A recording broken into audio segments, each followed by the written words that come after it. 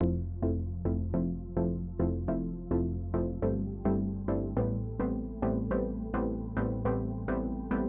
to Keepin' It Real, where we feature entrepreneurs and enterprise leaders who participate in our guest blog found on shareyourstories.online. Our guest is Stacey Aarssen, an insurance agent specializing in employee benefits. And we're going to discuss the importance of working with an insurance advisor who specializes in small business solutions and how to create a credibility factor. And Stacey joins us from Port Stanley, Ontario. Hello. Hey, Trish. Thanks for having me. Well, welcome. I'm so pleased that you're able to join us because I did receive a few questions from our viewing and listening audience. And one of the things was, why did you decide to specialize in the employee benefit section of Business Solutions? Great question. Well, I came from a family, entrepreneurial family. My dad had a clothing store, and I worked in that store until I was about 38. And then I've been an advisor since 2005. And a lot of our clients are small business owners. And I've done employee benefits throughout the time. And in 2020, everybody's looking at, what do I really like to do? Mm-hmm. I really like working with small businesses because I like to help solve problems. And one of the factors, especially since BC, I have to say, attraction and retention of good talent. And so, I've joined an organization. It's called CGIB, which is a Canadian Group Insurance Brokers Association. And through that, I've mastered in my talent to help employee benefits, and especially small business. It's so important, and what you're saying is very true, because I think what everybody has done is reevaluate their teams and what those teams are going to look like for the future. And of course, one of the things that's become really important, I think, in the hiring process is the benefits that you offer to folks, because that's really something that employees are concerned with is as far as the overall business relationship. So if you're an employee looking for a new job and you're going into the entrepreneurial sector and you know that perhaps this company has less than 50 employees, is there any tips that you can give them in terms of what to look for, or what are the types of benefits that are becoming important as we age? Can I just ask, is it the employer or the employee looking? I think both, right? Because the employer's got to look for what they're offering, and then the employee has to look for what's being offered. Yeah, and it's great because what I'm finding with different companies I'm talking to, it really depends on the demographics of their teams, of their employees. And so if you have a group we call them millennials, or in their 30s, and then you have some in their 50s and 60s, like they're looking at it totally different. Right. And when I just did an analysis for a group, and they do have that, and the older section is using more of the drugs, and that's more important, where the younger ones, I don't take any medications, I don't need prescription glasses. Why do I have to pay? Or if they have to pay for it, or even if it's on there, I'm not getting the same benefit as Charlie who works beside me, right? So a lot of that's on the employee side, but on the employer side, they're looking at wellness plans, especially EAPs, which is for mental health and mental wellness. So wellness plans are being offered, maybe some health spending accounts for the employer to offer to the employees, and that gives their employees flexibility in how they use the dollars, rather than like the traditional plans. That's why I really wanted to get into this sector, because I feel that the traditional plans is only what everybody knows. Right. We only know we don't know what we don't know. And what I'm finding especially employee benefits, a lot of people don't know what they don't know. Right. And there's these hybrid plans, and there's other ways to actually for the employers to save money, but also offer different benefits. And I don't feel savings plans, group RSPs are being offered as much either anymore. So, they used to be pensions, but you can offer smaller, under 50 lives can offer savings, group savings plans. So that's another whole other area to look at. That's a really interesting point, because I think, and that sort of leads us to the second part of our discussion, which is about credibility. Because for yourself, as a solutions provider for small business, you need to have credible solutions for that employer, but you also need to be credible as the agent, because finding and navigating all of these various different variables must be a challenge for you as an insurance professional. So if I was an employer looking to establish a relationship with you and your organization, and I've got this real hybrid model of employees, how do you bridge that gap for credibility? Like, how do you make the employer feel comfortable that you're going to be able to find a solution that's going to be able to move through that gender gap? That's yes. Well, first of all, is doing it and make like a discovery, Right. a full discovery. What's important? What are their what are the employees? What are they listening and what are they hearing that they want? Right. For me, because I'm a broker, doesn't mean I'm not a one woman Yeah. show. One solution provider. No. So when I do work with a brokerage, so for example, if I have an employer that's looking for what's the best solution for them, what I'll do is I'll take it out to market to different areas. And then through that, I'll educate the employer. This is what this will do, because it's not about just today. It's not about the best dollar either, because that's Right. people are the pricing. No, what's going to happen in a year when it renews? Because a lot of people don't look at that. Right. So what's going to happen down the road? So solution B might be the better price, but solution A, you might pay a bit more, but because it's going to be more leveled out. Inclusive. Right. Right. Right. And then it's maybe starting small and understanding what does this company have to offer that we can add these other things in. Right. As well and then also knowing that you can separate what you offer to different classes of employees. Right. So like I was just talking, one of my groups that I just took over, became the agent of, all their employees are on the same plan. But you have the owner that should not be taking less. So we can put classes of people that offer different amounts or different pieces. Different benefits. Yeah. Slightly, yeah. Yeah. And so that's where me getting to know, I'm taking the time, Right. I'm also educating what do I get paid? Because yes. I just did this with a person yesterday that I'm looking at. It's a 60 life group. And it's like, this is what your broker right now is getting paid per year. And then when I tell them, they're shocked. It's like, sure. So, they forget that's part of the equation, right? Right. It's like, it's not just, so what are they doing for you? So that's where like, I connect the dots, right? I'm a quarterback. Yeah. Yeah. So where are we going to go?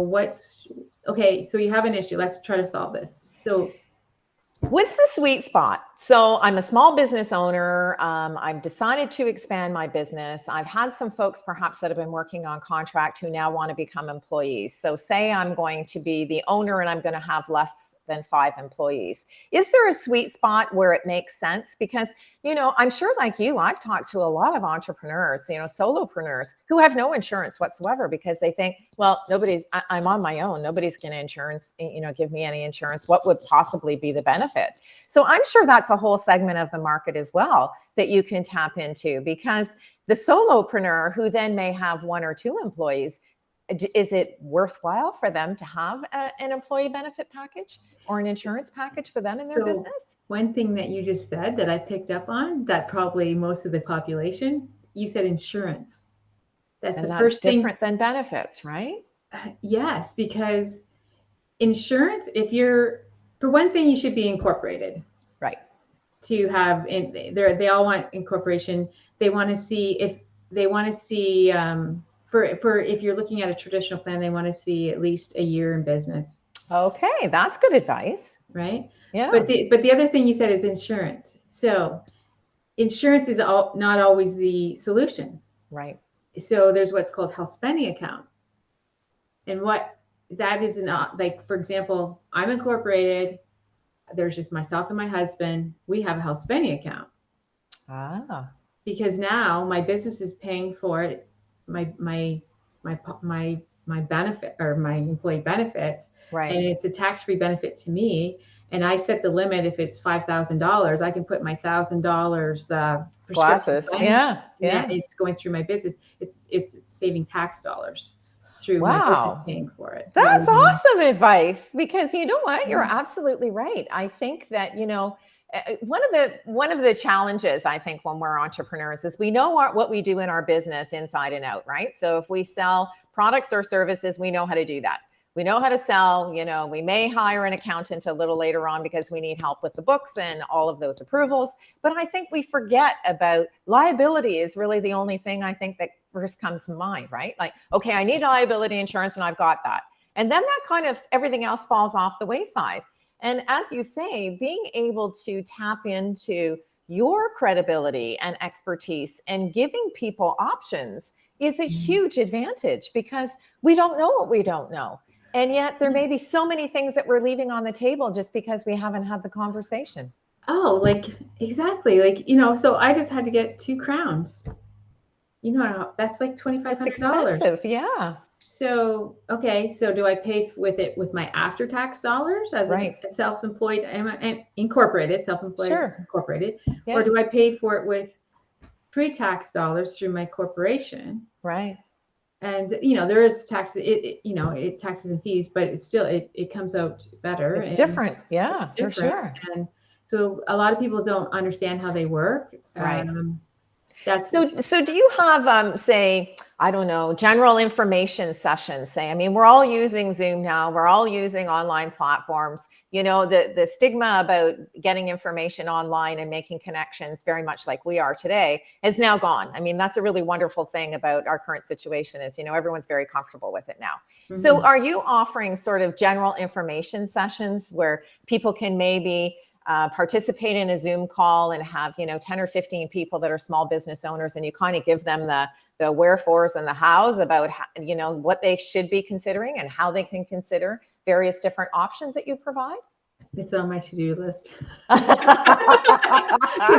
I do like one-on-ones, Yeah. like anybody, but it's one of those, you get busy in your business and not on Yes. your business, and Yes. that's I'm guilty. So Yeah, yeah. Well, we all do that, right? Like, yeah. and I think that information, we're all Mhm. looking for information. And I remember interviewing a pharmacist who specialized in a particular area, and I said, we all go to Google and we all try to find information on Google, but unfortunately, it doesn't give us enough specific information. It's great for general information, and it's terrific if you're doing a research project. But if you need really specific information, I think you need to connect with someone like yourself who's a credible professional who can sort of navigate you through connecting the dots and finding the best solution for your business. So I'm glad that we came up with a great idea where you Yeah. can, have a sort of a general discussion with folks and just sort of say, okay, Yeah. here's some of the things that you should consider, and here's some of the options. And then you can do the one-to-one after that, right? Because Well, now I yeah. know what questions to ask. Well, and it's true. And people think that it's just a one box thing. They Yeah. don't realize that Yes. employee benefits, whether you're It's one or huge. 100 Yeah. employees, it's unique to you and your business. Right. It like because Right. so I have another person that is incorporated and they have a benefit plan through one of my providers, like an insurance provider, and it's this 80% coverage, Right.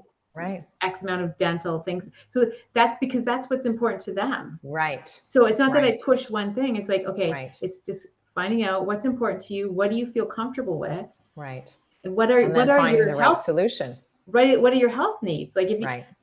so it just depends where we go. Well, that's really great. I love that Yeah. you've given us two things to consider. One is we really should have an incorporated business before we make that leap. And Mhm. number two is at least having a year of some sort of history will then help you navigate in which direction to point them. So that's really very helpful information. Thank you for that. Yeah.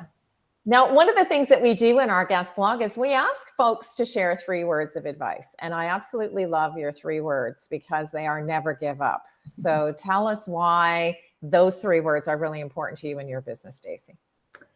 Well, when I started in business, my husband and I, we had moved to a new area 3 hours from where we grew up. And it literally felt like we were jumping off a cliff together. Mm, And so there was, especially in the financial services, they always talk about friends and family. yeah, Well, we didn't have friends and family back then. Like sure. it was all meeting people in person at kitchen table, whatever, right? Yeah, yeah. And it's like, no, like, okay, this weird wasn't good, but we're gonna do better because we're gonna do this and this, and I feel like it's been my mantra. Yeah. Never give up, because I always envisioned where my goal was, and and just keep going. And I guess that's why it's just been my mantra for years, is never give up on your actual goal. That's really great advice, because we all need to take the baby steps, right? Like, it's not Mhm. just one leap from where we are to where we want to be. There's lots of little things that will happen along the way that we need to give ourselves encouragement in order to get to the final result, right? Correct, and continue. Yes. I Yes. Yeah. yeah. That's wonderful. I like that too. Yeah. Well, I was on, just a short note. I was on a training session, and I've done a lot of personal development, and there was a rope in the woods, in the forest, and we were blindfolded, and you had to go down the rope, and you had to go through this path, or this, and you had to ring a bell at the end, and the ropes led you to the bell, but Wow. sometimes there was two. So you would go down a wrong road, and so Right. you'd have to go back and follow it. And so what I really learned from that, it was an experience, is Mhm. correct and continue. Like That's you have to wonderful. you have to go back and then Yeah. correct and Yeah. continue. And you know what? That's really amazing advice as well, because, it didn't mean that you didn't get to your ultimate goal. You just had to sort of deviate a little bit, reevaluate, find the best solution, ask yourself the right questions, and then kind of do a little pivot or reconsider where you were, and then continue on the path. So that's really wonderful advice for everybody as well. Yeah. Thank you so much Thanks. for that. Thanks. Well, I really want to thank you, Stacey, for spending some time with us, because, I think that you've helped to at least remove some of the questions about and help us define insurance and employee benefits. And I think that, the fact that you help small business really gives us an opportunity and some hope that there's lots of solutions available for us too. So thank you so much for that. You're welcome. Thanks for having me. It's been a pleasure.